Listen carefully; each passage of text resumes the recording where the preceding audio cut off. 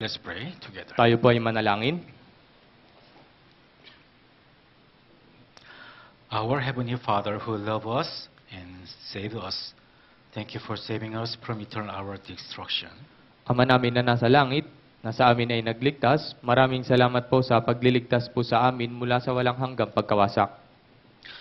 We were destined to go to hell forever, but you who are holy saved us by shedding your precious blood for such us. Kami po ay nakatakdang mapunta doon po sa impyerno, subalit sa pamamagitan po ng mahalagang pagdanak ng iyong dugo, ay kami po ay naligtas. And the Lord has made us your children. At ang Panginoon ay ginawa kaming iyong mga anak.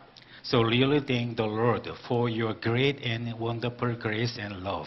Kaya kami po ay lubos na nagpapasalamat sa Panginoon dahil sa kamanghamanghang biyaya at sa pag-ibig. Especially, please have all of our families and relatives who nearby us to be saved. Pakiusap, tulungan niyo po kami na maligtas po yung aming mga pamilya sa aming paligid. And recently, there are so many the newly saved brethren in Quezon Church because of many Bible seminar. So please guide them and protect them and then help them to dwell in the church until your second coming. At kamakailan po ay marami po mga brothers and sisters ang bagong naligtas. Pakiusap, tulungan niyo po sila na makapanatili at mag-abide lamang po dito sa church. If there are some brothers and sisters who cannot join the Sunday service, oh Lord, please help them to attend the next Sunday service next time. At kung mayroon pong mga kapatiran na hindi po makakadalo ngayon, pakiusap, tulungan niyo po sila nang sa gayon ay sa susunod ay sila po ay makadalo. This time we have gathered here to learn the Word of God. So please help us to understand well your love and your lessons. Ngayon po ay kami po ay nagkatipon upang pag-aralan po ang iyong salita. Pakiusap, tulungan niyo po kami na maunawaan po namin ang iyong salita at ang aral na dapat naming matutunan. In the name of Jesus Christ we pray. Sa pangalan ng Panginoong Hesus, ito po ay aming dalangin. Amen. Amen. Okay, let's open the Bible today. Acts chapter 2 verse 41. Acts chapter 2 verse 41. Buksan po natin ang ating mga Biblia sa Gawa, chapter 2, verse 41.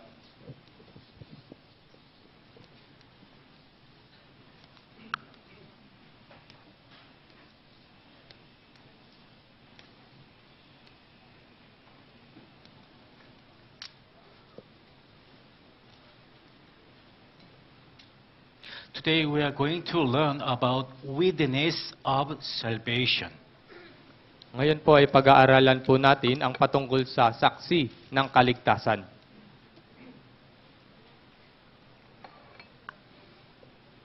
We are going to think about today, the topic is witness. Pag-aaralan po natin ngayon, yung topic natin ay saksi. Acts chapter 2 verse 41. Sa Gawa, chapter 2, verse 41. Brothers and sisters, let's read together. 3, 2, 1. Kaya't ang mga tumanggap ng kanyang salita ay binautismuhan at nadagdagan ng araw na iyon ang may 3,000 kaluluwa. Actually, Sunday is the Lord's Day. Today is the Lord's Day, isn't it? Sa totoo, ngayon po ay araw ng Panginoon. But actually, today is not Sunday. Actually, today is Lord's Day. Sa ngayon po ay hindi linggo, kundi araw ng Panginoon. I mean, it means that's why we have to spend our today.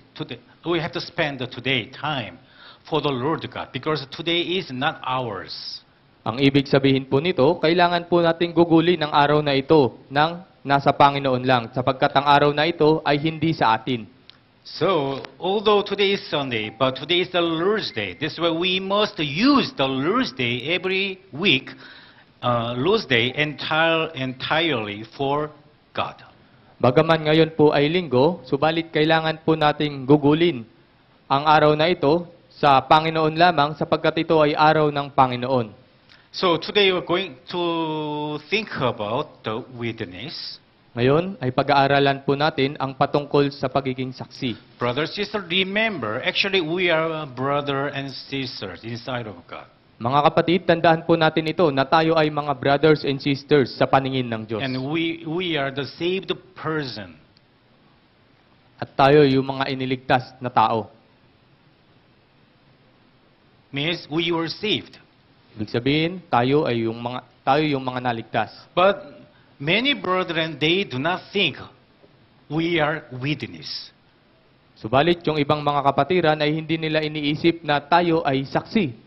Remember, inside of God, you are witness of God. Pero tandaan po ninyo, sa harapan po ng Diyos, tayo po ay saksi. So today we are going to think about we are witness. Kaya ngayon ay pag-aaralan po natin, tayo ay saksi. In order to deliver the gospel more powerfully, there are so many, necessary elements in evangelism, but among them, first important element is witness. Upang maipangaral po ang Ebanghelyo, marami pong iba't ibang uri ng elemento. Subalit, ngayon po ay ang pag-aaralan po natin yung elemento ng pagiging saksi. So after Lord died and then was resurrected, the promised Holy Spirit came to those who were saved on the day of Pentecost. Pagkatapos na si Jesucristo ay dumating dito sa mundo at ng kanyang muling pagkabuhay, tayo po ay ipinanganak tayo po ay naligtas noong araw ng Pentecostes. And then Holy Spirit, after came this word, and the Holy Spirit preached the gospel to save a person and taught them the Christian life they deserved. At yung Espiritu Santo po ay dumating doon sa mga tao na naligtas. And at that time was the Holy Spirit made them disciple of the Lord and to preach the gospel through them and then build the church. At nung panahon po na dumating yung Espiritu Santo sa mga taong naligtas, sila po ay binigyan ng Diyos na ipangaral yung salita ng Diyos. The book of Acts tell what the Holy Spirit is doing and how the Holy Spirit worked through the apostles. Ang nilalaman po ng gawa ay yung sinasabi po dito ay yung patungkol sa Espiritu Santo at kung papaano kumikilos yung Espiritu Santo sa pamamagitan ng mga alagad. But if we read the book of Acts, there is not only Holy Spirit work, but also there was Satan's work. We can know. Kung babasahin po natin yung aklat ng mga gawa, makikita po natin dito na hindi lamang po yung gawa ng banal na espiritu, yung nandirito, maging yung gawa ng dyablo, ay makikita rin po natin dito. So, if we read the book of Acts, we come to know, whenever the work of the Holy Spirit is, Satan's work has always been there together. Kaya kung babasahin po natin ang aklat ng mga gawa, ay makikita po natin dito na kung saan mayroong gawa ang banal na espiritu, ay mayroon ding gawa ng dyablo. So, Satan's works disrupt the preaching the gospel and to destroy the brother and sister, so that the church will not be established because of Satan's work. Kapag po may mga nangangaral ng ebanghelyo, ang dyablo po ay ginagawa nilang lituhin at sirain yung buhay ng isang Kristiyano para hindi po magawa yung gawain ng Panginoon. At that time, even though there are so many Satan's hindering, isn't it? Hindering, but Holy Spirit continuously work hard to spread the gospel. Nung mga nakaraan ay maraming mga hadlang yung dyablo, subalit patuloy po na ipinangaral yung ebanghelyo. So, today, brothers and sisters, let us focus on those words and learn how the Lord make those who are saved edit, and despite Satan's hindering. Ngayon po, mga kapatid, pag-aralan po natin yung salita, yung sinabi po ng Diyos na kanyang idaragdag yung mga taong naligtas. What I mean, even though there are so many Satan's hindering, but we have to know how we able to deliver the gospel more powerfully. Na bagaman mayroon pong maraming hadlang yung dyablo, ay kailangan po nating malaman kung papaano natin ipapangaral yung ebanghelyo ng may katapangan. Yeah, what I mean, how was such a great work of the salvation possible at the time? we have to think about the question. Kaya ngayon, pag-iisipan po natin yung paano nga ba kamangha-mangha yung gawa ng Ebanghelyo. I mean, it means even though that time many the Satan's the hindering the Satan's work, but how that time able to spread the gospel more powerfully. We have to think about. Noon po ay kailangan po natin pag-isipan yung patungkol sa bagaman maraming mga hadlang yung ginagawa ng dyablo ay pag-isipan po natin kung papaano na ipangaral yung Ebanghelyo. So anyway, I will explain to you. Acts chapter 1, let's go. Acts chapter 1 verse 8. Tignan po natin sa Gawa chapter 1 verse 8. Gawa chapter 1 verse 8. How we able to spread the gospel nicely, perfectly. That is witness.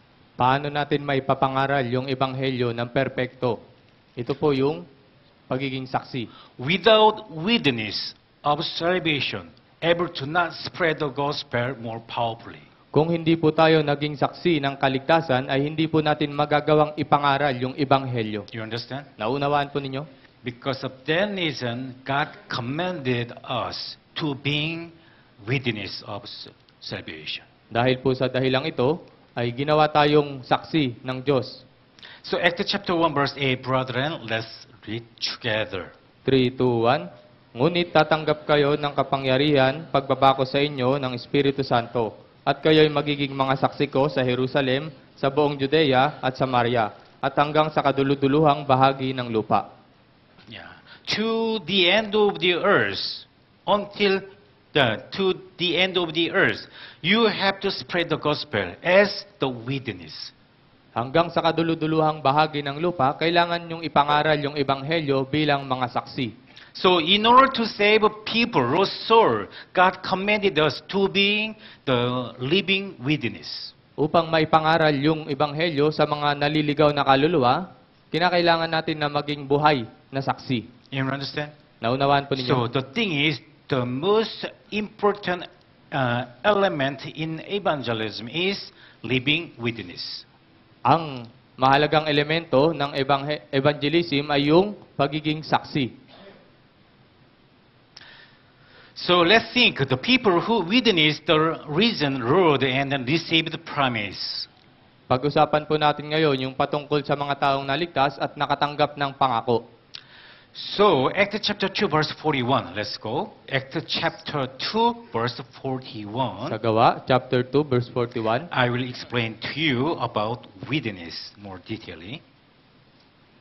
Acts chapter 2 verse 41. Acts chapter 2, verse 41. Let's read together. 3, 2, 1. Kaya't ang mga tumanggap ng kanyang salita ay binautismuhan at nadagdag ng araw na iyon ang may 3,000 kaluluwa. Brother, look. Then those who gladly received his word were baptized. Means many people, they were saved at that time. And that day, about 3,000 souls were added. Means about that time, 3,000 people were saved.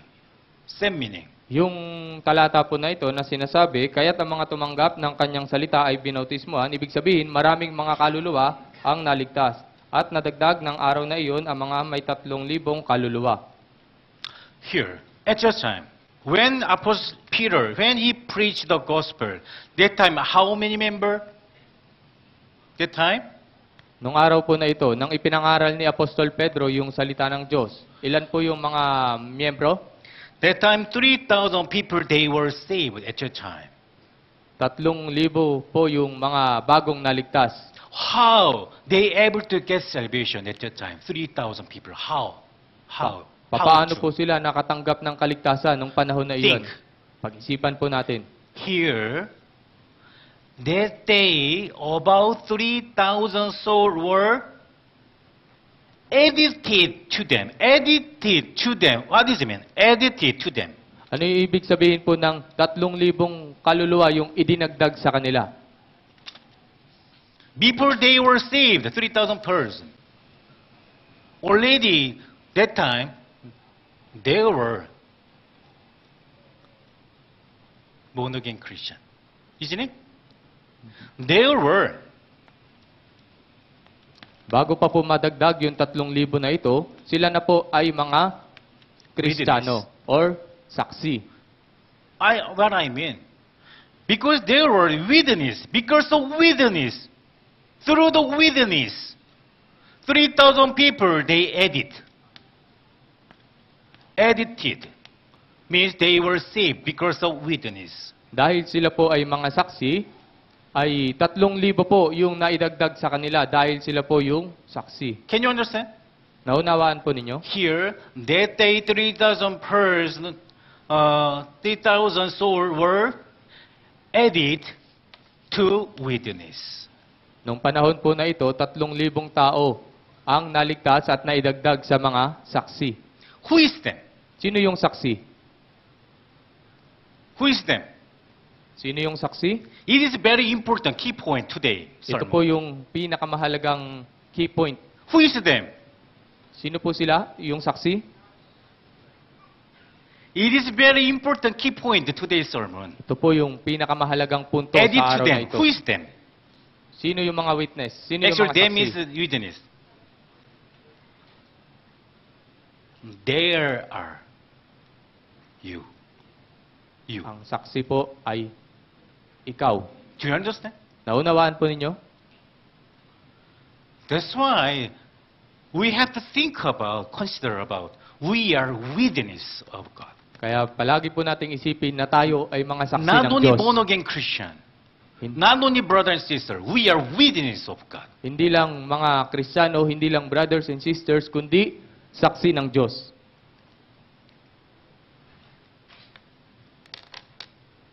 How they became the witness of God? How? Paano po sila naging saksi ng Diyos? Paano po? Acts chapter 1, verse 3, let's go. Sa Gawa, chapter 1, verse 3. Before, they were not witness of God. Noon po, sila po ay hindi mga saksi ng Diyos. Before, they were not witness of God. Hindi sila saksi ng Diyos. But Holy Spirit came this world after Jesus Christ, He was resurrected. That time, Holy Spirit make them witness. Holy Spirit make them witness. Subalit, pagtapos po ng muling pagkabuhay ni Jesucristo, yung Espiritu Santo ay pumunta po sa kanila bilang gawin silang saksi. Acts chapter 1, verse 3. Gawa, chapter 1, verse 3. Let's read together. Basahin po natin, 3, 2, 1. Pagkatapos na siya ay magdusa, ay buhay siyang nagpakita sa kanila sa pamamagitan ng maraming katunayan. Nagpakita siya sa kanila sa loob ng 40 araw at nagsalita ng mga bagay tungkol sa kaharian ng Diyos. For 40 days, Holy Spirit, they taught them and in order to make them witness. Sa loob po ng 40 araw, yung Espiritu Santo ay tinuruan po sila para maging isang saksi. Listen. Among them, there are also the 12 disciples who belong to the witness at that time. Sa mga saksi po, kabilang po dito yung 12 alagad. Before they became witness of God, at that time, as we know already, 12 disciples, so they denied the Jesus Christ.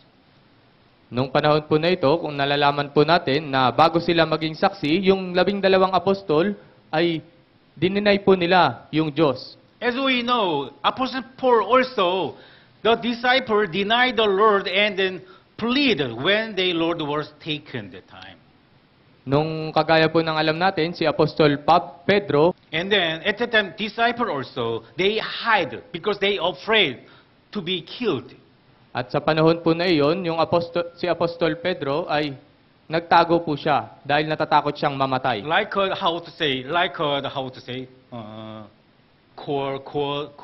cowardly. They afraid the Jews. Dahil sila po ay, kagaya nito, siya po ay natatakot sa mga Hudyo. I don't know Jesus Christ. Likewise, they denied the Jesus Christ. Sa panahon po na ito ay itinanggi niya po si Jesus Christ. But Jesus Christ, after He was resurrected, after He raised alive, and Jesus Christ came to them disciple, and Jesus Christ showed them Jesus Christ, He were resurrected. At pagkatapos po nito, ng muling pagkabuhay ni Jesucristo, siya po ay pumunta doon po sa mga alagad. That's why that time they witnessed the risen the Lord God. At ng Jesus panahon po Christ. na ito ay nalaman po nila na si Jesucristo ay yung tunay na Diyos. And they were saved from the Lord and then promised glory in heaven. At pagkatapos po nito ay pinangakuan po sila na kaluwalhatian doon po sa langit. And then the Lord commanded them to live for the Lord from now on At yung, as witness. at yung Diyos nagsalita po sa kanila na mamuhay ng naayon lamang sa kanyang salita bilang isang saksi. When they saw Jesus Christ, He were resurrected, that time they do not afraid no more. And they have the, they became, they began to preach the gospel with great confidence and then boldness. Noong araw po na si Jesucristo ay muling nabuhay, sila po ay hindi na natakot, kundi nagpasimula po sila na mamuhay ng may katapangan. Why? Because already they saw Jesus Christ, He were resurrected. Bakit po? Dahil dahil ng araw na iyon ay nakita na nila na si Jesucristo ay muling binuhay. Listen. Question. Would you be afraid of death if you came back to life after you dead? Tanong po, kayo po ba ay matatakot kapag kayo po ay bumalik sa inyong muling pagkabuhay pagkatapos nyo na mamatay? Yeah. Would you be afraid of death if you can back to life after you dead? Matatakot po ba kayo na mamatay kung nakita ninyo na mayroong muling pagkabuhay? I ask you, please answer to me. No. If you know after you die you can resurrect it, would you afraid or not? Kung malalaman lang po ninyo na kapag katapos ninyong mamatay ay maaari kayong mabuhay, matatakot po ba kayo o hindi? Why? Why? No. Bakit po? Because we know. We saw. Through the Jesus Christ, He were resurrected. That's why they became the witness. After we die, we able to be resurrected as Jesus Christ. That's why they found out. Dahil nakita po nila na si Jesucristo ay muling binuhay. Kaya sila po ay naging saksi doon sa muling pagkabuhay ni Jesucristo. So before they are quarterly, they afraid death. But now they realize that they live forever again in heaven, even if they lost their lives while preach the gospel. Noon po, sila po ay natatakot sa kamatayan. Subalit, nung nasaksihan po nila yung muling pagkabuhay ni Jesucristo, sila po ay hindi na natatakot na ipangaral yung ebanghelyo kahit nasa kamatayan. Through the Holy Spirit, they learned, they realized, if they die for the sake of the gospel, they will get more reward and glory to the Lord God. Sa pamamagitan po ng Espiritu Santo ay nalaman po nila na kahit na sila ay mamatay habang ipinapangaral yung ebanghelyo, ay nalaman po nila na sila ay magkakaroon ng gantimpala sa Diyos. Can you catch my point? Naunawaan niyo po? So before they afraid of death, but now they didn't afraid of death. Noon, sila po ay natatakot sa kamatayan. Subalit pagkatapos po nila na makita yung muling pagkabuhay ni Jesucristo, sila po ay hindi na natakot. So they were no longer cold. At sila po ay hindi na Poor. natatakot. So let's go. Acts chapter 4, verse 17. Tingnan po natin sa Gawa chapter 4 verse 17. Acts chapter 4, verse 17. Gawa chapter 4 verse 17 hanggang 20. hanggang 20 po. So bravely they became the court of God. Disciples, they became the witness of God. Yung mga alagad po, sila po ay naging saksi ng Diyos. 17 hanggang 20, brethren. Let's read together. 3, 2, 1. Ngunit upang huwag na itong lalo pang kumalat sa bayan, atin silang bigyan ng babala na huwag silang magsalita pa sa kaninuman sa pangalang ito. Kaya't sila'y ipinatawag nila at inutusan na sa anumang paraan ay huwag na silang magsalita ni magturo sa pangalan ni Jesus.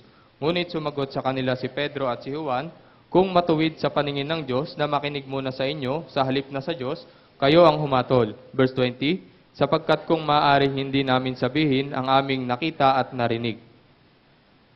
After they became the witness of God, after they became witness of Jesus Christ, instead of they became the cowardly, they but preached the gospel more boldly. Pagkatapos po nila na makita yung pagkabuhay ni Hesukristo, sila po ay hindi na natakot na ipangaral yung ebanghelyo, kundi ipinangaral nila ito ng may katapangan. When they deliver the gospel, when they preach the gospel, witness, that time, Jews, religion person, Pharisees, they warned the disciple not to tell about Jesus. Noong panahon po na ito na ipinapangaral nila yung ebanghelyo, yung mga relihiyosong tao sa panahon noon, yung mga pariseyo, sila po ay hindi sila pumapayag na ipangaral ng mga alagad yung patungkol sa ebanghelyo. When they preached the gospel, the Jew at the time pretended to kill them. Noong panahon po na ipinapangaral nila yung ebanghelyo, yung mga Hudyo po ay inuusig sila. Don't deliver the gospel to us. If you deliver the gospel, I will kill you. They forced them like that. Huwag niyong ipangaral yung ebanghelyo sa amin, sapagkat kapag ipinangaral niyo yan sa amin, papatayin namin kayo. But they already became witness. That's why they do not afraid of death. Subalit, sila po ay nagsimula na maging saksi, kaya hindi na po sila natatakot sa kamatayan. Instead of afraid of death, they answered to Jew. Verse 19 hanggang 20. One more time. Let's read together. 3, 2, 1. Ngunit sumagot sa kanila si Pedro at si Juan, kung matuwid sa paningin ng Diyos na makinig muna sa inyo sa halip na sa Diyos, kayo ang humatol, sapagkat hindi maaaring hindi namin sabihin ang aming nakita at narinig. You understand? Naunawaan niyo po? Why they do not afraid about that? Bakit hindi po sila natatakot sa kamatayan? Why? They saw Jesus Christ, He were resurrected. Dahil nakita po nila yung muling pagkabuhay ni Hesukristo. Through Jesus Christ were resurrected. Resurrection. That's what they realized. We cannot die. Even though we die, we able to go to heaven. Dahil nakita po nila yung muling pagkabuhay ni Hesukristo, sinabi nila na hindi kami natatakot mamatay. Nabagaman mamatay kami ay mapupunta sa langit. What does it mean? Ano yung ibig sabihin po nito? When you deliver the gospel to your beloved family and relative, do not afraid about there are emotion and there are some hesitate and everything. Do not afraid. Kapag ipinapangaral nyo po yung ebanghelyo doon po sa inyong mga pamilya, huwag po kayong matakot sa kanilang emosyon, sa kanilang mga magiging sagot. Huwag po kayong magdalawang isip, huwag po kayong matakot. Before they realized they are witness of God, but that time they were the one who ran away when Jesus was taken. Bago po sila maging saksi ng Diyos, sila po ay tumatakas or natatakot sa kamatayan. But after they realized that we are the witness of God, when they realized that, and they boldly preach the gospel of the Lord. Ngunit pagkatapos po nila makita yung muling pagkabuhay ni Hesukristo, ay nalaman po nila na nasaksihan po nila, kaya hindi po sila natatakot na ipangaral yung ebanghelyo. Likewise, Proverbs chapter 21 verse 28. Kagaya po nito, The Bible tingnan po says- natin sa Kawikaan, chapter 21 verse 28. 21, verse 28. That's why Bible says about witness. Sinasabi po ng Biblia ang patungkol po dito sa saksi. Brother, sister, let's read together. 3, 2, 1. Mapapahamak ang sinungaling na saksi, ngunit ang salita ng taong nakikinig ay nanatili. The word of the sure witness are powerful. Ang salita mo ng Diyos ay makapangyarihan. Are you witness of God? Kayo po ba yung mga saksi ng Diyos? Do you agree you are witness of God? Sumasang-ayon po ba kayo na kayo ay mga saksi ng Diyos? Yes. If you think you are witness of God, why you didn't deliver the gospel powerfully? Kung umaayon po kayo na kayo ay saksi ng Diyos, subalit bakit hindi ninyo ipinapangaral yung salita ng Diyos ng may katapangan? Why are you why are you ashamed when you preach the gospel? Bakit kayo nahihiya kapag ipinapangaral nyo yung salita ng Diyos? Because didn't think you are witness of God. Sapagkat iniisip ninyo na hindi kayo saksi ng Diyos. If you agree, I am the witness of God, you able to deliver the gospel more boldly and nicely, powerfully.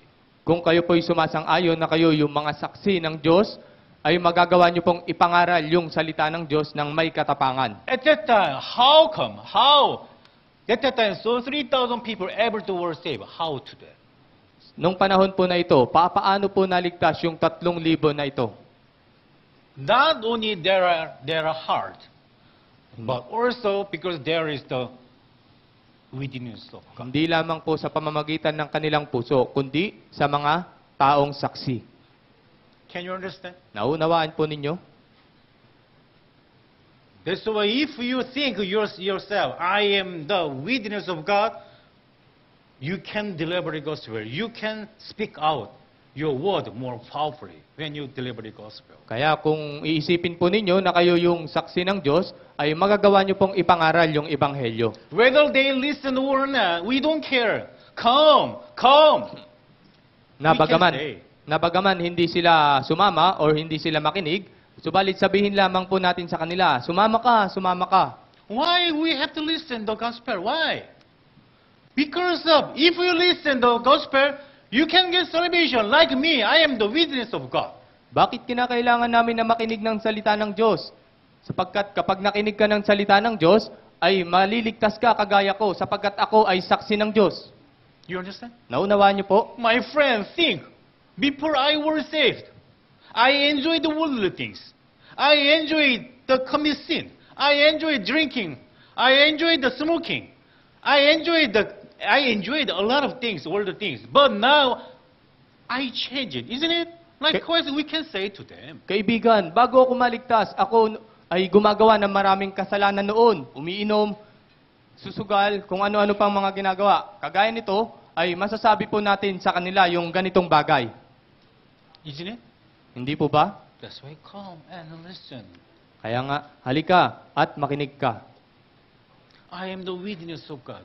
Ako, If you see my life, already totally I change it, isn't it?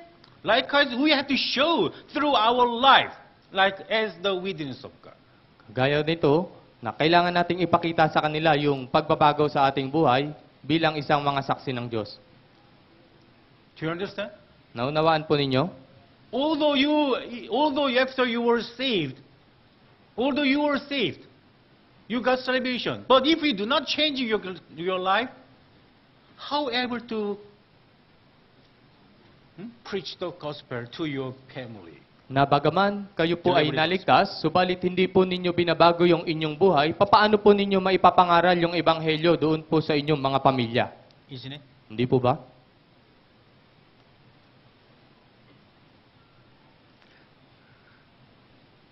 So, in the Bible, there is the story of those who led the many people to the Lord by preach with such confidence. Dito po sa Biblia ay mayroong mga tao na inaalam yung salita ng Diyos ng may confidence. In the Bible, there are so many stories that many witnesses they preached the gospel more confidently and boldly. Dito po sa Biblia ay maraming mga kwento patungkol po sa mga pangangaral ng ebanghelyo na ipinangaral nila yung ebanghelyo ng may katapangan. So I will introduce the witness. Ipapahayag po sa inyo yung tatlong saksi. There are so many witnesses of God in the Bible, but I introduce the three persons because the time is not enough. Marami po mga saksi dito po sa Biblia, subalit dahil hindi po kulang po yung oras natin, ay ipapangaral ko lamang po yung tatlo. first witness, as you know already, the Samaritan woman. Yung unang saksi po ay gaya ng alam na ninyo ay yung babaeng Samaritano. If we read John chapter 4, there is the story of the Samaritan woman. Kung babasahin po ninyo sa Juan chapter 4 ay makikita po natin yung patungkol sa kwento ng babaeng Samaritano. Let's go back. John chapter 4, verse 28. Tignan po natin sa Juan chapter 4 verse Actually, 28. Samaritan woman also, he is one of the witness of God. Yung yung babaeng Samaritano po, siya po ay saksi ng Diyos. John chapter 4, verse 28. Sa may- Hanggang 30. Sa may Juan chapter 4 verse 28 hanggang 30. 28 hanggang 30, John chapter 4. Brothers and sisters, let's read together. 3, 2, 1. Kaya't iniwan ng babae ang kanyang banga ng tubig at pumunta sa lunsod at sinabi sa mga tao, halikayo, tingnan ninyo ang isang tao na nagsasabi sa akin ng lahat ng mga bagay na aking ginawa. Ito na nga kaya ang Kristo? Lumabas sila sa lunsod at pumunta sa kanya. Can I ask you something, brethren? How many wives do you have? Tatanungin ko po kayo, mga kapatid, ilang asawa po ang mayroon kayo? 1. Please answer if you have the wife too. Itaas po ninyo Three. ang inyong kamay kung meron po kayong 2 asawa, 3 asawa. Do you want to have many your wives? Ninanais niyo po ba na magkaroon ng maraming asawa? How many husbands do you have, sisters? Ilang asawa po ang meron ka, sisters? Do you need more husband? Kailangan niyo po ba ng maraming asawa? Why we cannot have more husband and wife? Why? Bakit wala tayong maraming asawa? Bakit po? But the Samaritan woman, she had how many husband? Anim. Subalit, yung babaeng Samaritano ay mayroon po siyang 6 na Why? asawa. Bakit po? Why? The woman was the morally many problem woman living with her 6 husband. Yung babaeng Samaritano po na ito ay marami po siyang problema na kasama yung 6 niyang asawa. She committed sin, adultery commits a lot of time. Siya po ay gumawa ng kasalanang pangangalunya sa maraming pagkakataon. That's why at the time the Samaritan woman came to the well to get the water at the hottest time when there is no people. Kaya nga po, yung panahon po na iyon, yung babae ay pumunta po siya sa balon nung walang mga tao. Do you understand? Naunawaan po ninyo? Because you're shameful mind. Dahil siya po ay nahihiya. The woman, the hottest time, that time, she met Jesus Christ and she got salvation. Nung panahon po na iyon na pumunta siya sa balon, ay nakita niya po si Hesukristo at siya po ay nakatanggap ng kaligtasan. Since he met Jesus Christ and she was saved, at that time, she totally changed her Christian life. And she became the witness of God. Pagkatapos po niya na makita si Hesukristo at makatanggap siya ng kaligtasan, sa sandaling iyon ay agad na nabago yung kanyang buhay. And then, after she got salvation, he became the witness of God. That time, the Bible says, he said, one more time, verse 28, 29, 30. Let's read together one more time. 3, 2, 1. Kaya't iniwan ng babae ang kanyang banga ng tubig at pumunta sa lunsod at sinabi sa mga tao, halikayo, tignan ninyo ang isang tao na nagsasabi sa akin ng lahat ng mga bagay na aking ginawa. Ito na nga kaya ang Kristo?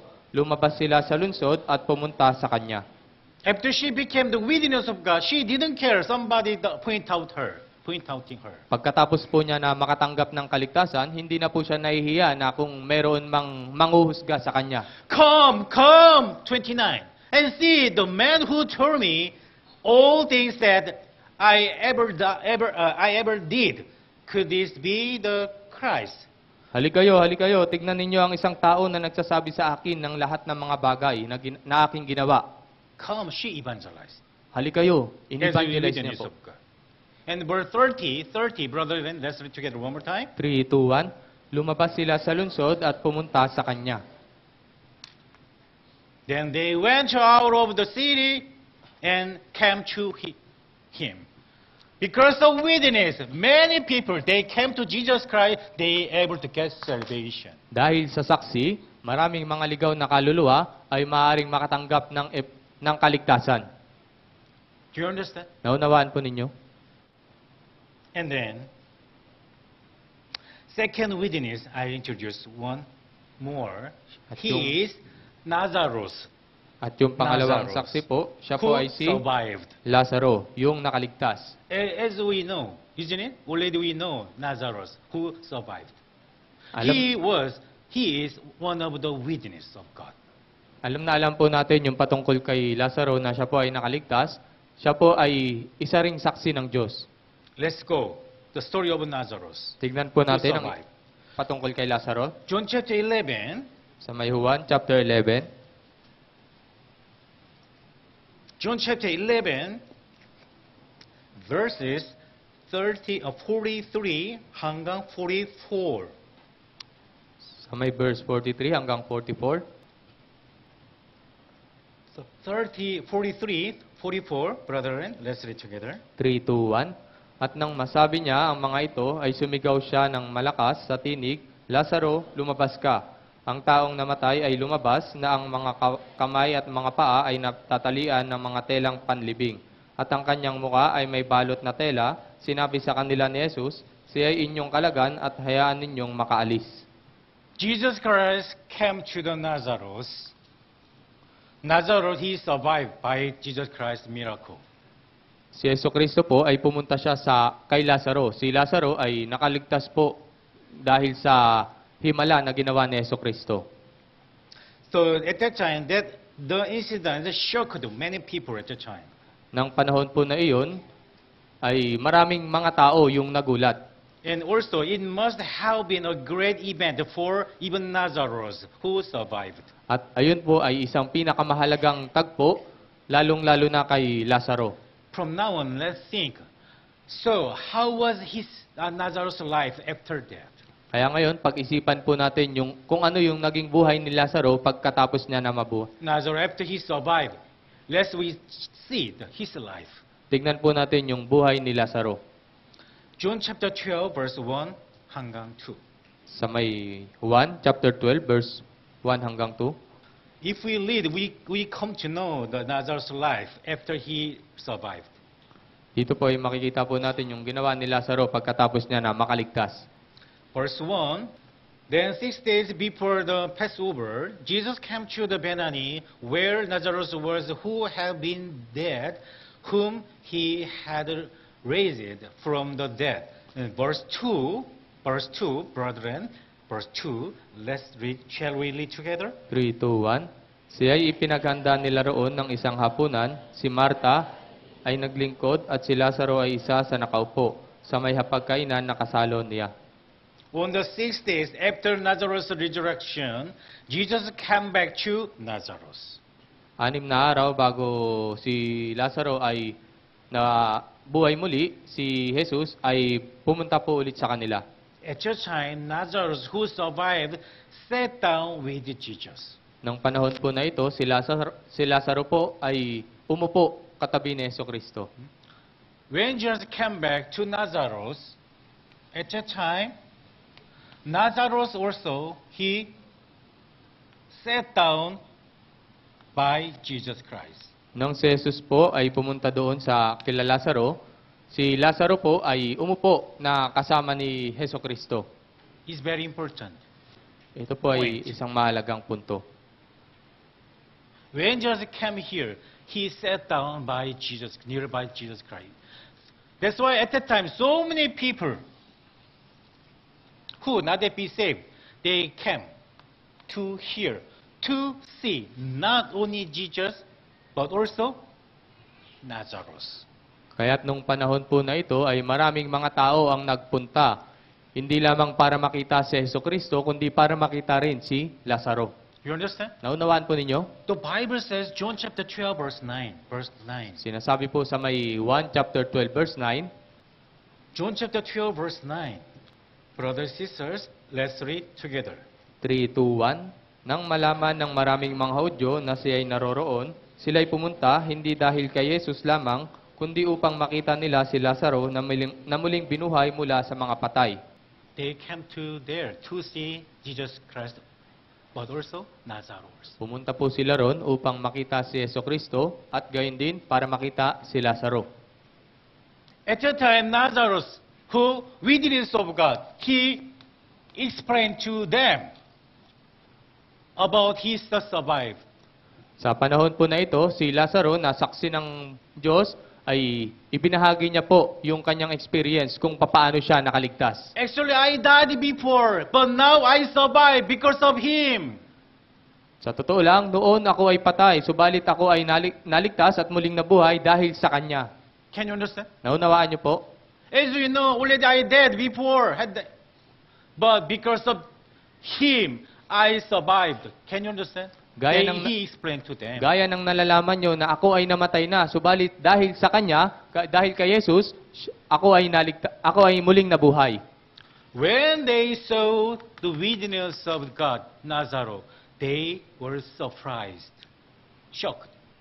Nang nakita po nila yung saksi na si Lazaro, sila po ay nagulat. Why? Bakit po? Alive. Dahil siya ay nabuhay. Can you understand? Naunawaan niyo po? After they saw the witness of God, Nazareth, and then they start wonder about Jesus Christ. Pagkatapos po nila makita si Lazaro, ay nagpasimula po sila na magduda patungkol kay Jesucristo. Like me, if you want to get more blessed, you have to ask to Jesus Christ. Like that. He able to explain to them. Kagaya ko, kung gusto mo ng pagpapala ay kinakailangan mong lumapit kay Jesucristo. Question, brother and sister. Tanong po, What would you do if you are become a famous actor and actress? ano po yung inyong gagawin kapag kayo po ay naging sikat na artista? Do you know Sandarabha? You know Sandarabha? Kilala niyo po si Sandara Park? Actually, she is the Korean, right? Well, how did you know Sandarabha? Sa totoo lang, siya po ay Korean. Subalit, papaano niyo po nakilala si Sandara Park? How did you know? Paano po Because ninyo she is a nalaman? famous singer in Philippines. Dahil siya po ba ay She was. sikat na singer? But if Sandarabha, if he said to us, I became the famous singer because of Jesus Christ. It's not good example. Ngunit, kung sasabihin po ni Sandara Park, ako ay naging sikat na singer dahil kay Jesucristo, hindi po ito magandang halimbawa. If you became the famous person, and if you explain to the Filipino about regarding the Jesus Christ who saved us, many people they will focus the Jesus Christ. Kung kayo po ay naging sikat at ibabahagi niyo po yung patungkol po kay Jesucristo, na si Jesucristo yung naging dahilan, ay yung mga tao ay magtutuon sila ng pansin patungkol kay Jesucristo. You understand? Naunawaan po ninyo? Maybe now, even now also, if Sandarabha came to Philippines from Korea, and he opened the concert, many Filipino they may come to attend the concert, isn't it? That time Sandarabha, for example, if he introduced Jesus Christ, if Sandarabha explain to you, evangelism them about salvation, many people they were able to get salvation. Can you catch my point? Kung sakali pong si Sandara Park ay pumunta po dito sa Pilipinas at mag-conduct po siya ng concert, at sa concert na iyon ay ipahayag niya po yung patungkol kay Jesus Christ, yung patungkol sa kaligtasan. Isn't it? Likewise, whenever we go, when we meet any people, don't forget we are witness of God. Kaya So nga, that we have to introduce, we have to explain, we have to share the true gospel as Kaya nga po, witness of God. saan man tayo mapunta, palagi nating isipin na tayo ay saksi ng Diyos. Kaya ibahagi po natin yung salita ng Diyos bilang isang mga saksi. You understand? Naunawaan po ninyo? That's why as Nazareth, we have to dwell and stay in the church.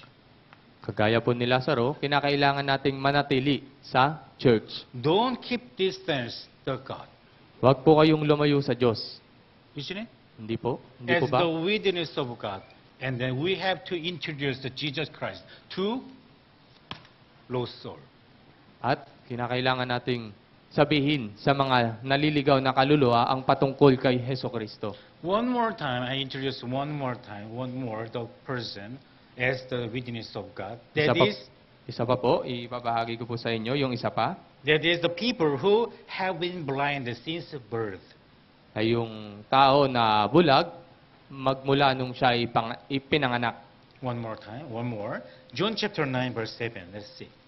Sa may John chapter 9 verse 7.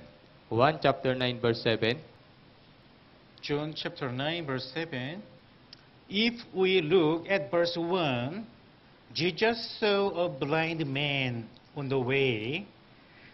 And after Jesus Christ, he saw the blind man, and Jesus Christ said to him, verse 7, Kung makikita po natin, dito po sa may verse 1, si Heso Kristo po ay nakakita po siya ng bulag doon po sa daan, kaya sinasabi po dito sa may verse 7, and verse 7, let's read together. 3, 2, 1, At sinabi sa kanya, Humayo ka, maghugas ka sa imbakan ng tubig ng Siloam, na ang kahulugan ay sinugo. Humayo nga siya at naghugas at bumalik na nakakakita. Jesus put mud on the blind man's eyes and then told him to go to the lake of the Siloam and wash it. Jesus Christ said to him. Si Heso Kristo po ay naglagay po siya ng putik sa mata ng bulag at sinabi niya na siya ay maghugas doon po sa may Siloam. And then, as the Lord said, when he washed his eyes on the pond of the Siloam, his eyes became bright and then come to see. At nung sinabi ni Heso Kristo na siya ay maghugas ng tubig doon sa Siloam, yung bulag po ay nakakita. Problem is when Jesus Christ healed him, his eyes, that time Sabbath day. Sabbath day cannot work at that time. Nung panahon po na iyon, pagkatapos na makakita muli yung bulag, sa araw na iyon ay araw po yun ng Sabat. Yung Sabat po ay hindi po pinapahintulutan na gumawa ng anuman. Because Jesus Christ healed the blind man on Sabbath day. That's why at that time, the religious people, they want to kill Jesus Christ. Nung si Heso Kristo po ay gumawa doon sa Sabbath day, yung mga relihiyosong tao ay ninais nila na patayin si Heso Kristo. At that time, the religious people asked the blind man who opened and asked him, Who opened your eyes? He asked them. At nung panahon po na iyon, yung mga relihiyosong tao ay tinanong nila yung dating bulag na kung sino yung nagpagaling sa iyo. Who opened your eyes? Religious people asked him. Sino yung nagbukas ng iyong paningin? Tinanong po siya ng mga relihiyosong tao. Who opened your eyes? Sino They nagbukas asked ng iyong to paningin? him. That time, there's a witness of God. The blind man answered to them, Jesus Christ, He opened my eyes. Noong panahon po na iyon, yung saksi, sinabi niya sa kanila, si Heso Kristo, binuksan niya ang aking paningin. Can you catch my point? Naunawaan niyo po? You understand? Naunawaan po ninyo? The blind man, he didn't afraid the religious people. Yung dating bulag ay hindi po siya natakot doon sa mga relihiyosong tao. I don't care whether you want to kill Jesus Christ or not, but anyway, Jesus Christ healed my eyes. Bravely, He explained to them. Wala akong pakialam kung patayin niyo si Heso Kristo, subalit si Heso Kristo yung nagbukas ng aking paningin. At that time, religious people asked to the blind man's parents again. Nung panahon po na iyon, pagtapos po nilang tanungin, ay tinanong din nila yung magulang ng dating bulag. So, the religionist then asked the parents of him if he was truly blind and who opened his eyes. Tinanong po nila yung magulang ng dating bulag na kung totoo ba na siya ay dating bulag. But the blind man's parents, they didn't say, Jesus Christ, He healed my son. Subalit, yung mga magulang po ng dating bulag ay hindi nila sinabi na si Jesucristo yung nagbukas ng kanyang paningin. Why? Bakit po? The parents, they afraid the religion of people. Dahil yung magulang po na iyon ay natatakot sila sa mga relihiyosong tao. Afraid. Natatakot. Verse 2, verse 22. Sa verse 22 po, Verse 22, brothers, sisters, let's read together. 3, 2, 1. Ang mga bagay na ito'y sinabi ng kanyang mga magulang sapagkat natatakot sila sa mga Hudyo. Sapagkat pinagkaisahan na ng mga Hudyo na kung sino man ang magpahayag na si Jesus, ang Kristo, ay papalayasin mula sa sinagoga. He's the parents. They are not the witness of God. Yung magulang po na ito ay sila po ay hindi mga saksi ng Diyos. Likewise, if you are witness of God, do not afraid of human. Isn't it? Kagaya po nito, kung kayo po ay saksi ng Diyos, huwag po kayong matakot sa mga tao. When you deliver the gospel, when you evangelize to your beloved family, do not be ashamed. Kapag kayo po ay nangangaral sa ibang mga tao, nangangaral sa sa inyong mga pamilya, huwag po kayong mahiya. Why are you feel ashamed when you deliver the gospel? Bakit kayo nahihiya kapag binabahagi nyo yung ebanghelyo? Huh? Do you understand? Naunawaan nyo po? See. So do not be ashamed of this salvation you have received in front of your family. Huwag nyong ikahiya yung kaligtasan na natanggap nyo. Huwag nyo pong ikahiya sa harapan ng inyong Instead pamilya. of be ashamed, we have to boast about salvation. Huwag tayong mahiya, kundi kailangan nating ipagyabang yung ating kaligtasan. So that we able to become the witness of God. Nang oras na iyon dahil tayo ay saksi ng Diyos. If you are ashamed about the salvation to your beloved family, you cannot become the witness of God. You cannot evangelize beloved your family. Kung tayo po ay nahihiya sa ating pamilya, ay hindi po natin maibabahagi sa kanila yung patungkol sa kaligtasan. Matthew chapter 8. Sa may Mateo po, chapter 8, Verse 38. Verse 38. verse 38 po. Verse 30. Mark chapter 8, Mark chapter 8, verse 38. Marcos chapter 8, verse 30 po. Marcos chapter 8, verse 30. Mark chapter 8, verse 38. Verse 38 po. Marcos chapter 8, verse 38. Brothers and sisters, let's read together. 3, 2, 1. Sapagkat ang sinumang ikinahihiya ako at ang aking mga salita sa mapangalunya at makasalanang salinlahing ito ay ikakahiya rin naman siya ng anak ng tao pagdating niya na sa kaluwalhatian ng kanyang ama nakasama ng mga banal na anghel. So if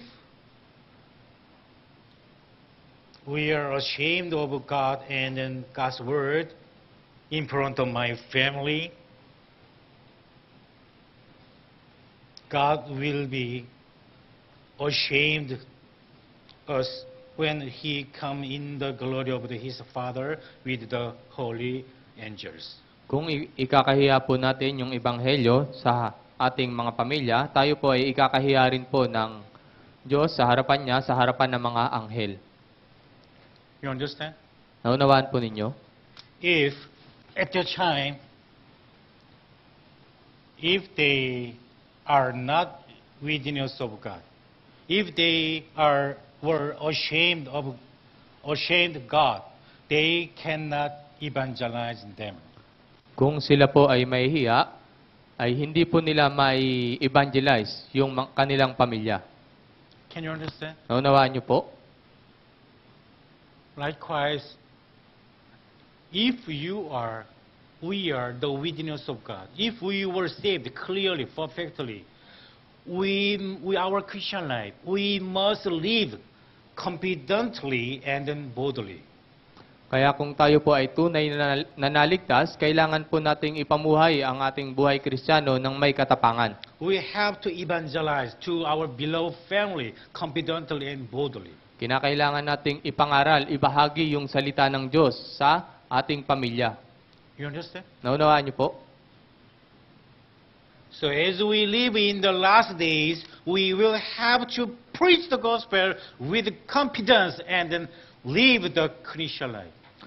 Tayo po ay nabubuhay na sa huling panahon, kaya kailangan po nating mamuhay at ipamuhay ang ating Kristiyano. Why Buhay are you Kristiyano. afraid, your beloved family, even though you still not yet be saved? Bakit kayo ay natatakot sa inyong mga minamahal na pamilya? Why you are ashamed, God, in front of your beloved family? Bakit ikinakahiya nyo yung Diyos sa harapan ng inyong pamilya?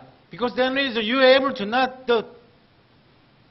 deliver the gospel to your beloved family. Dahil sa dahilang ito ay hindi nyo may evangelize yung inyong minamahal na pamilya. Because you are not yet, still, you are not yet good as witness of God. Dahil hindi pa kayo mabuting saksi ng Diyos. Please hands up. How many lost souls you evangelize this year? Itaas po ninyong inyong How many kamay. people? Ilang kaluluwa po yung na-evangelize nyo ngayong taon? Can you understand?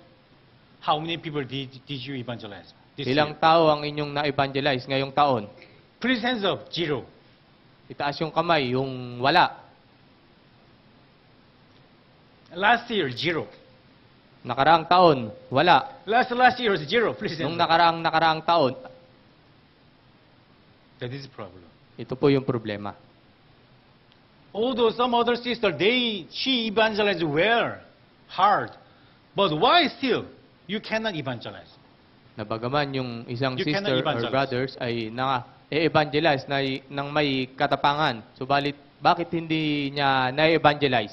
As good witness of God, please, we must live confidently and then boldly. Bilang isang saksi ng Diyos, kinakailangan nating in order to maging save the lost soul. mamuhay ng may katapangan upang makapagligtas ng mga ligaw na kaluluwa. In order to save the lost soul, we must live confidently and then boldly. So there are 3 ways to live like that. 3 ways. May tatlong To live paraan like po this. para makapag-evangelize. In order to live the confidently, boldly, in order to save people, we have to do the 7 things. Upang makapagligtas po ng may katapangan, kailangan nating gawin yung 7 bagay. In order to become good witness of God, we have to do 7 ways, things. Kinakailangan nating gawin yung 7 uri ng bagay. First, Una, we must be saved and then show your happiness, true happiness. kinakailangan natin na maligtas at ipakita natin yung ating tunay na kaligayahan. We must show the true happiness to lost soul. Kinakailangan nating ipakita yung tunay na kasiyahan sa mga ligaw na kaluluwa. In order to show our true hope, true happiness to lost soul, we have to keep, how to say, smile, isn't it? Upang maibahagi po natin yung ebanghelyo sa mga ligaw na kaluluwa, kinakailangan natin na palaging ngumiti, Isn't maging it? masaya. We have to keep the appearance smile. Kinakailangan Peace. nating palaging ngumiti. Come and listen. Halika, pakinggan mo ito. How are you able to keep smile all the time, even though you are very poor? Paano mo napapanatili na palaging nakangiti na kahit na ikaw ay mahirap lamang? Although you have nothing, how are you able to keep smile? Na bagaman ikaw ay wala ng anumang bagay, subalit Can you understand? paano mo napapanatili yung pagiging Yeah, Pagngiti. friend. My mother. Even though I have nothing, but I have true hope. ina, bagaman wala ako ng anumang bagay, subalit meron akong tunay na pag-asa. Come Halika and listen. at pakinggan mo ito. How about you? Paano naman Even kayo? though we already got salvation, when we deliver the gospel, I'm sorry. Na bagaman nakatanggap kayo ng tunay na ebanghelyo, ay hindi naman ninyo ginagawa yung pagngiti habang nag-evangelize. If we show our expression like the gloomy and sad, even though we try to our best to evangelize, they will not listen our evangelize. Na bagaman Tradition. kapag nag-evangelize tayo, kung hindi natin ipapakita kung ipapakita natin sa kanila yung malungkot na muka, ay hindi po natin sila may evangelize. Do you understand? Naunawaan po ninyo? Because there is the Bible says, be rejoiced all the time. Always be rejoiced. Sapagkat sinasabi ng Biblia, magalak kayong lagi. Can you understand? Naunawaan niyo po? And second, Yung pangalawa naman po, in order to save lost soul, we must show how we overcome suffering. kailangan nating ipakita kung papaano natin napagtagumpayan yung mga kahirapan. We must show to lost soul, beloved family, how we overcome suffering. Kailangan nating ipakita sa mga ligaw na kaluluwa sa ating pamilya kung paano natin napagtagumpayan yung mga kahirapan. We must show our appearance that we overcome suffering and living happily. Kailangan nating ipakita Ay, yung word of ating God. pamumuhay na napagtagumpayan natin yung mga kahirapan. And then we must show, third, we must show how we overcome the sins of the world and live. At kailangan din po nating ipakita kung papaano natin napagtagumpayan yung kasalanan dito sa mundo at patuloy na namumuhay. We must show our appearance, overcome the common sinning. Kailangan nating ipakita yung buhay na napagtagumpayan yung paggawa ng kasalanan. Do you understand? Naunawaan po ninyo? So before you enjoy, if you love the gambling, chicken fight, but you stop. We have to show the overcome the common sin. Napagaman, nag-enjoy kayo dati sa pagsusugal, sa pagsasabong, subalit napagtagumpayan nyo yung paggawa ng kasalanan. In order to become the witness of God, we have to stop the common sinning. Upang maging isang saksi ng Diyos, kinakailangan nating huminto sa paggawa ng kasalanan. Do you understand? Naunawaan po ninyo? And four, Pangapat. we must show that we are the person who live with the Lord. Kinakailangan nating ipakita na tayo yung tao na namumuhay kasama yung Panginoon. Isn't it? Hindi po ba? We have to show our lives. Through our life, we are living with Jesus Christ. Sa pamamagitan ng ating buhay na tayo ay namumuhay kasama yung Panginoon, si Yeso Kristo.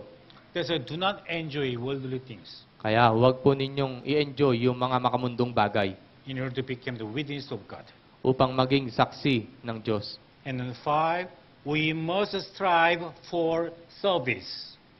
At yung panglima, kinakailangan natin na palagi sa We must work hard on the work of the service in the church. kinakailangan natin na gumawa sa gawain ng Diyos.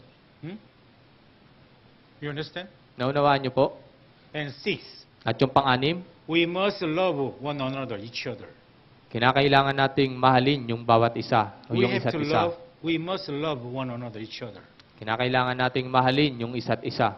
You understand? Naunawaan niyo po? So this time, let's we say each other, one another. I love you. Kaya ngayong oras po, sabihin po natin sa isa't isa, I love you. It's very dangerous word, I love you. Ito po ay napakadelikadong salita, I love you. I love you in the name of the Lord. Minamahal kita sa pangalan ng Panginoon. So when newcomer, new born again brothers sisters come here, don't say with keep silent. You have to mention, brother, good morning. I love you in the name of the Lord. All the time we have to mention each other. Kaya kapag mayroong mga bagong naligtas na dumalo dito sa church, ay sabihin natin sa kanila na, hello, brother, sisters, minamahal kita sa pangalan ng Panginoon. Even though I am pastor, senior pastor, but I am try to my best. Greeting first. I'm trying to my best to each other greeting. Good morning. Isn't it? Na bagaman ako ay isang pastor, ay sinusubukan ko pa rin, ginagawa ko pa rin na batiin yung isa't isa. I do not waiting until you say good morning first. I do not waiting. Hindi I ako- try to say first. Hindi ako naghihintay na batiin nyo ako, kundi gusto ko na ako yung unang babati sa inyo. Why? Bakit po? I am witness of God. Ako yung saksi ng Diyos. Last 7, we must strive for evangelizing. Means Yung pangpito, we kinakailangan have to nating gumawa. do our best to spread the gospel. Kinakailangan nating ibahagi yung salita ng Diyos o yung ebanghelyo. Because the witness of God, at that time, 3,000 persons able to get salvation. Dahil sa mga saksi ng Diyos, sa panahon na ito, ay yung 3,000 tao ay nagkaroon ng kaligtasan. Without them, they able to not get the salvation. Kung wala po yung mga saksing ito, ay hindi po sila magkakaroon ng kaligtasan. Remember, witness. In order to deliver the gospel, we need necessary the witness of God. Kaya upang maipahangaral yung salita ng Diyos, yung ebanghelyo, kinakailangan natin na maging saksi ng Diyos. So from now on, brother and sister, don't forget it. You are witness of God. Kaya magsimula ngayon, mga brothers and sisters, huwag ninyong kalimutan na kayo ay saksi ng Diyos. When we remember we are witness of God, we cannot commit sin with a worldly friend. Kapag maaalala po natin na tayo ay saksi ng Diyos, ay may iwasan po natin yung paggawa ng kasalanan. Isn't it? Hindi po ba? Okay, time is over. So let's pray together. Manalangin na po tayo. Our Heavenly Father God, thank you for saving us from our destruction. Ama namin na nasa langit, maraming salamat po sa pagliligtas sa amin mula sa walang hanggang pagkawasak. According to the Bible, we realize that not only me, but also God desire all men to be saved. Ayon po sa Biblia, hindi lamang po ako, kundi ang Diyos ay nagnanais na lahat ng mga tao ay maligtas. So we know that to save other lost soul, God save us first. At ito po ay lubos naming nalalaman. Kaya upang maligtas po yung ibang mga tao, ay iniligtas kami ng una ng Diyos. So nowadays, Holy Spirit, He wants to preach deliver the gospel through the witness, through me as witness of God. Kaya yung Espiritu Santo po ay ginawa akong saksi upang maipangaral yung Ebanghelyo. So Lord, please guide us and lead us as good witness of God. Kaya Panginoon, tulungan niyo po kami na maging isang mabuting saksi ng Diyos. So as a witness of God, I want to live with confidently and then boldly in order to save the lost soul. Bilang isang saksi ng Diyos, ay kinakailangan ko na mamuhay ng may katapangan upang makapagligtas ng mga ligaw na kaluluwa.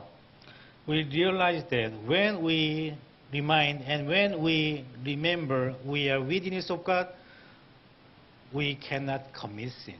At kapag maaalala po namin na kami ay mga saksi ng Diyos, ay may iwasan po namin yung paggawa ng kasalanan. Oh Lord, we are going to conduct Bible seminar, Cell Group 3 Bible seminar next week.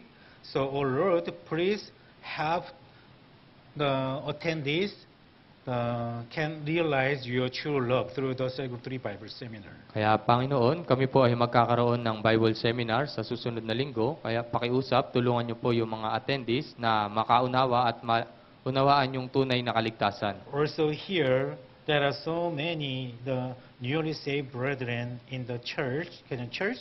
So, oh Lord, please help them and support them and protect them from devil temptation so that they able to dwell in the church until Jesus' second coming. At maging dito rin po sa Quezon City Church ay may mga maraming bagong brothers and sisters na bagong ligtas. Kaya pakiusap, tulungan niyo po sila at ilayo niyo po sila sa tukso ng dyablo upang sila po ay makapagpatuloy na manatili dito po sa church. In the name of Jesus Christ we pray. Sa pangalan ng Panginoong Hesus, ito po ay aming dalangin. Amen. Amen.